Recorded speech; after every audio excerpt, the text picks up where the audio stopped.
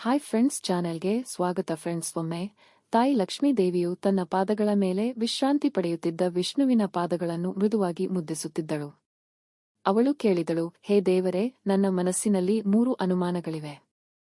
ನೀವು ಇಂದು ಅವುಗಳನ್ನು ಪರಿಹರಿಸಿದರೆ ನನ್ನ ಮನಸ್ಸಿಗೆ ಅಪಾರ ಶಾಂತಿ ಸಿಗುತ್ತದೆ. ಇದಕ್ಕೆ ವಿಷ್ಣು ಉತ್ತರಿಸುತ್ತಾ, ಹೇ ದೇವರೇ, ನಿಮ್ಮ ಮನಸ್ಸಿನಲ್ಲಿರುವ ಅನುಮಾನಗಳನ್ನು ಹಿಂಜರಿಕೆಯಿಲ್ಲದೆ ಕೇಳಿ. ನಾನು ಖಂಡಿತವಾಗಿಯೂ ಅವುಗಳಿಗೆ ಉತ್ತರಿಸುತ್ತೇನೆ ಮತ್ತು ನಿಮ್ಮನ್ನು ತೃಪ್ತಿಪಡಿಸುತ್ತೇನೆ.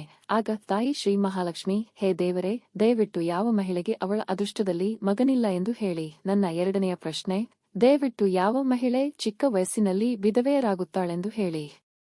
ನನ್ನ 3ನೇ ಪ್ರಶ್ನೆ, ಒಬ್ಬ ಮಹಿಳೆ ಏನು ಮಾಡಿದರೆ ದಯವಿಟ್ಟು ನನಗೆ ಹೇಳಿ. ಅವಳು ಏನು ಮಾಡಿದರೆ ಅವಳು ಮರಣದ ನಂತರ ಸ್ವರ್ಗವನ್ನು ಪಡೆಯುತ್ತಾಳೆ.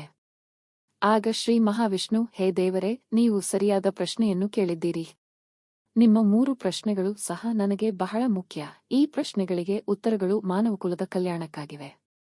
ಅವುಗಳನ್ನು ಗಮನವಿಟ್ಟು ಕೇಳುವವನು ಭೂಮಿಯ ಮೇಲೆ ಪುಣ್ಯವನ್ನು ಪಡೆಯುತ್ತಾನೆ ಮತ್ತು ಮರಣದ ನಂತರವೂ ಮೋಕ್ಷವನ್ನು ಪಡೆಯುತ್ತಾನೆ. ಆದರೆ ಈ ಪ್ರಶ್ನೆಗಳಿಗೆ ಉತ್ತರಿಸುವ ಮೊದಲು ವಿಷ್ಣು ಲಕ್ಷ್ಮೀ ದೇವಿಗೆ, ಹೇ ದೇವಿ, ಈಗ ನಾನು ನಿನಗೆ ಒಂದು ಪವಿತ್ರ ಕಥೆಯನ್ನು ಹೇಳುತ್ತೇನೆ. ಈ ಕಥೆಯ ಮೂಲಕ ನಿನ್ನ ಎಲ್ಲಾ ಪ್ರಶ್ನೆಗಳಿಗೆ ಉತ್ತರಗಳು ಸಿಗುತ್ತವೆ. ಆದರೆ ನೀನು ಈ ಕಥೆಯನ್ನು ಬಹಳ ಎಚ್ಚರಿಕೆಯಿಂದ ಕೇಳಬೇಕು. ನೀನು ಈ ಕಥೆಯನ್ನು ಅರ್ಧದಾರಿಯಲ್ಲಿ ಕೇಳಬಾರದು.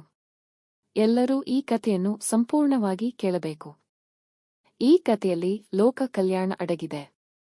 ಈ ಕಥೆಯನ್ನು ಯಾರು ಪೂರ್ಣ ಗಮನದಿಂದ ಕೇಳುತ್ತಾರೋ ಅವರ 32 ಪಾಪಗಳನ್ನು ನಾನು ಕ್ಷಮಿಸುತ್ತೇನೆ. ಅದಕ್ಕೆ ಭಗವಾನ್ ವಿಷ್ಣುವು ಹೇಳಿದನು ಮತ್ತು ಮಹಾಲಕ್ಷ್ಮಿ ಕೂಡ ತಕ್ಷಣ ಒಪ್ಪಿಕೊಂಡು ಈ ಕಥೆಯನ್ನು ಕೇಳಲು ಸಿದ್ಧನಾದನು.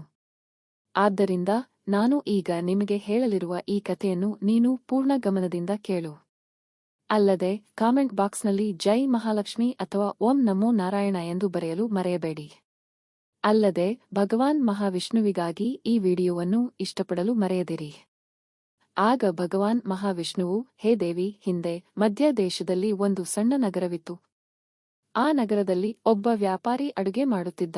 ಆ ವ್ಯಾಪಾರಿಗೆ 2 ಗಂಡು ಮಕ್ಕಳು ಜನಿಸಿದರು ಮತ್ತು ವ್ಯಾಪಾರಿಯ 2 ಗಂಡು ಮಕ್ಕಳು ಮದುವೆಯಾದರು. ವ್ಯಾಪಾರಿಯ ಮನೆಯಲ್ಲಿ ಯಾವುದೇ ಕೊರತೆ ಇರಲಿಲ್ಲ. ಆದರೆ ವ್ಯಾಪಾರಿಯ ಹೆಂಡತಿಯ ಸ್ವಭಾವ ತುಂಬಾ ದುಷ್ಟವಾಗಿತ್ತು. ವ್ಯಾಪಾರಿಯ ಹೆಂಡತಿ ಮತ್ತು ವ್ಯಾಪಾರಿಯ ಹಿರಿಯ ಮಗನ ಹೆಂಡತಿ ಇಬ್ಬರೂ ತುಂಬಾ ದುಷ್ಟ ಸ್ವಭಾವವನ್ನು ಹೊಂದಿದ್ದರು. ವ್ಯಾಪಾರಿ ತನ್ನ ಅಳಿಯನನ್ನು ತುಂಬಾ ಪ್ರೀತಿಸುತ್ತಿದ್ದಳು. ಆದರೆ ಈ ಕಿರಿಯ ಸೊಸೆ, ಅವಳು ತುಂಬಾ ಒಳ್ಳೆಯವನಾಗಿದ್ದಳು. ಅವಳು ದೇವರಲ್ಲಿ ನಂಬಿಕೆ ಹೊಂದಿದ್ದಳು. ಒಬ್ಬ ಮಗನನ್ನು ಹೊಂದಿದ್ದಳು. ಕಿರಿಯ ಸೊಸೆ ಕಥೆಯನ್ನು ನಿಮಗೆ ತಿಳಿಸುತ್ತದೆ. ಒಬ್ಬ ಮಗ ಹುಟ್ಟುತ್ತಾನೆ. ಹೇ ದೇವಿ, ವ್ಯಾಪಾರಿಯ ಹೆಂಡತಿ ಯಾರೇ ಆಗಿರಲಿ, ಅವಳು